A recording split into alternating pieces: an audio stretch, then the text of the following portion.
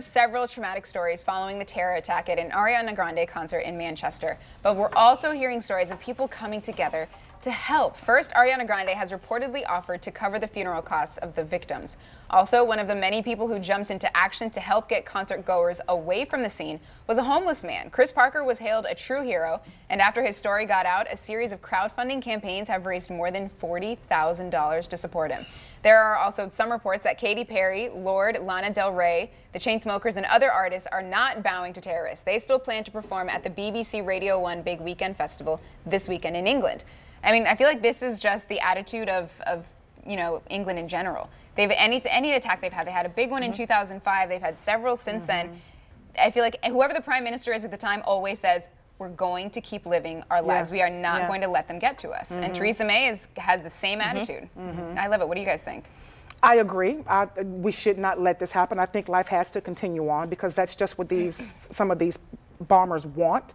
It's unfortunate. But my hat's off to this gentleman, Chris Parker, who they're calling the hero. As you mentioned, yes, he was a homeless man, but he said he went into instant reaction mode when he heard the bomb go off.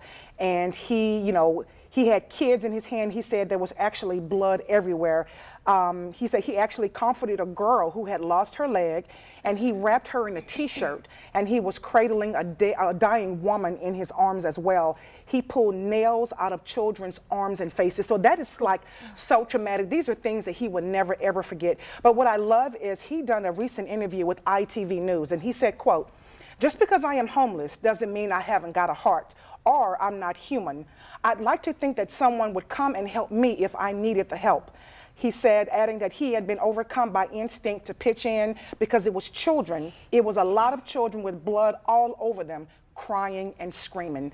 That's just so heartbreaking, but thankful that he was in the area. He was actually panhandling there because he knew it was going to be a lot of people, and he was going to try and get some money, of course. And who knew that God was going to use him to be this hero for so many people? There was also on one of the crowdfunding pages, as you mentioned, they raised over $40,000 now. One of the pages, amazing. I know. Yeah. On one of the pages, you were able to leave comments, and someone by the name of Jamie Martin left this amazing quote that says, "If this amazing man wants to move to the Northeast, he can live with me and my family rent-free until he gets himself up and running."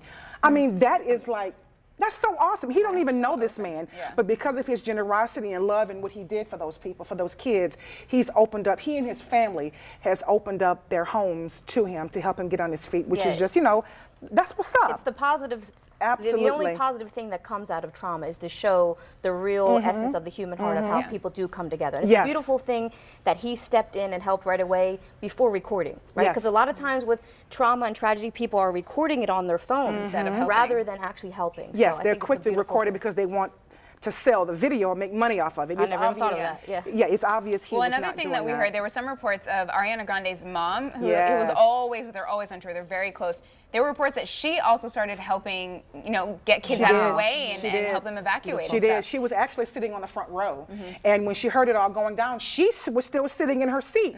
She didn't think much of it until she heard a lot of screaming and chaos and running. And she also grabbed a bunch of young people and got them backstage to a safe place until, security was able to come and kind of get them out of there. So, yeah, her mom is also being held as a hero because she just kind of jumped into action and got those kids back there. It's just such a tragic Chris Parker, event. his best friend on the streets, he had been living on the streets for a year, and his name was Steve, and they actually started a FundMe page for him as well, and he gave an interview, a couple of different interviews, and this was really heartbreaking. He said, "I saw a little girl, I wrapped her in one of her merchandise t-shirts that she had bought. I said, 'Where's your mom and daddy?' And she said, I'm gonna cry, 'My daddy was at work and my mom is up there.'